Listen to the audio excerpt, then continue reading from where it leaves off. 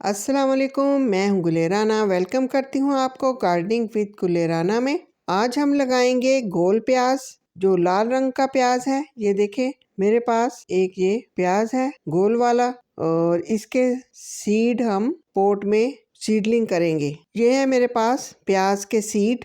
ये बिल्कुल जैसे कलवंजी होती है उस सेम वही शक्ल के सीड हैं। ये उससे मिलते जुलते ही हैं, लेकिन ये प्याज के सीड हैं। बाज लोग ये भी समझते हैं कि कलवंजी को ग्रो करें, उसके सीड अगर डालेंगे तो प्याज उग जाएगा, तो ऐसा नहीं है। प्याज के ये देखें सीड अलग से हैं। आज हम इनको पोट में ग्रो करेंगे। प्लास्टिक का हम एक पोट लेंगे और इसके अंदर प्याज के सीड को ग्रो करेंगे। तो ये मेरे पास एक प्लास्टिक का पोट, देखें इसमें काफी ज्यादा सुराख हैं। इन सुराखों को बंद करने के लिए मैं कुछ इसमें पत्थर डालूंगी, और अगर आप पत्थर नहीं डालना चाहते तो इसमें टूटे हुए गमले के टुकड़े भी डाल सकते हैं, कागज भी रखकर सीडलिंग कर सकते हैं। कोई सी भी इनमें से चीज हम इसमें पोट में नीचे रख सकते हैं। तो ये मैं इसमें कुछ पत्थर डाल दूंगी, जिससे मिट्टी जो है वो सुराखों से बाहर नहीं निकलेगी। पोट में पत्थर हमारे सेट हो गए हैं। अब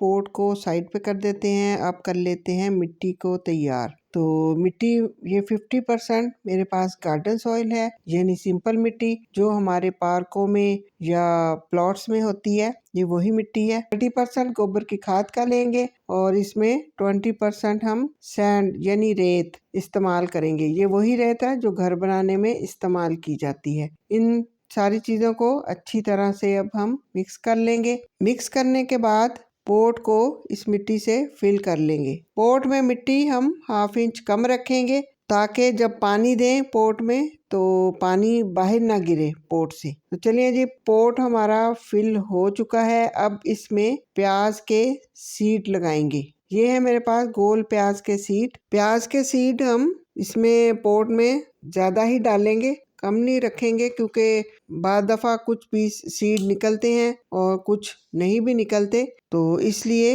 ये देखें, अब मैं इसमें अब मिट्टी के अंदर हम थोड़े थोड़े फासले पर प्याज के सीड में लगा दूंगी। प्याज के सीड हम मिट्टी के ऊपर ऊपर ही रखेंगे, इनको मिट्टी के अंदर दबाना नहीं है। और इसके ऊपर अब ये जली हुई लकड़ी की जो राख होती है वो मैं इसके ऊपर इस तरह डाल दूंगी। मिट्टी के ऊपर हम राख, जली हुई लकड़ी की राख को इस तरीके से हल्का हल्का सा डाल देंगे, और फिर इसके ऊपर मिट्टी, जो बची हुई मिट्टी थी हमारे पास, उसको एक मिट्टी की एक बारीक सी लेयर डालेंगे। बहुत ज्यादा मिट्टी नहीं डालनी, क्योंकि सीड निकलने में फिर मुश्किल होगी। जली हुई लकड़ी की ये राख जो है, इससे प्याज के सीड को फंगस नहीं लगेगी, कोई कीड़ा नहीं लगेगा। ये इसके लिए प्याज के लिए बहुत ही अच्छी है। जली हुई लकड़ी की राख बहुत ज्यादा मोटी लेयर नहीं लगानी, क्योंकि फिर प्याज के जो सीड हैं उनको पौधे निकलने में मुश्किल होगी। तो चलिए जी, सीड हमने लगा दिए हैं।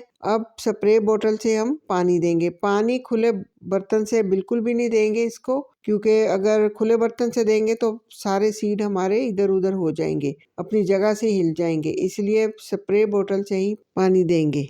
पोट को अब ऐसी जगह पर रखेंगे जहाँ हल्की धूप आती हो। 10 दिन बाद प्याज के पौधे हमारे निकल आए हैं। ये देखें, बहुत ही अच्छे से प्याज के पौधे ग्रो हुए हैं। ये सीडलिंग हमारी तैयार हो गई है, लेकिन ये मैंने छोटे पोट में लगाई थी, इसलिए इसके अंदर नहीं इसको अब रहने देंगे। ये थोड़े से और बड़े होंगे, या अभी भी हम इनको थोड़े से बड़े होंगे तो इनको इसमें से निकाल कर हम किसी बड़े पोट के अंदर, कम से कम 12 इंच का बड़ा पोट हो, उसके अंदर लगाएंगे। प्याज के ये बहुत ही अच्छे सीड हमारे काफी अच्छे ग्रो हुए हैं। ये काफी सारे पौधे हमारे प्याज के निकल आए हैं। अब इस पोट को ऐसी जगह पर रखेंगे जहां इसको 3 से 4 घंटे की धूप कम से कम इसको लाजमी मिले। इससे अगर ज्यादा भी धूप आती हो तो फिर भी कोई मसला नहीं, क्योंकि प्याज को ज्यादा ही धूप की जरूरत है। ये हमने गर्मी के मौसम के लिए सीडलिंग तैयार की थी, क्योंकि अब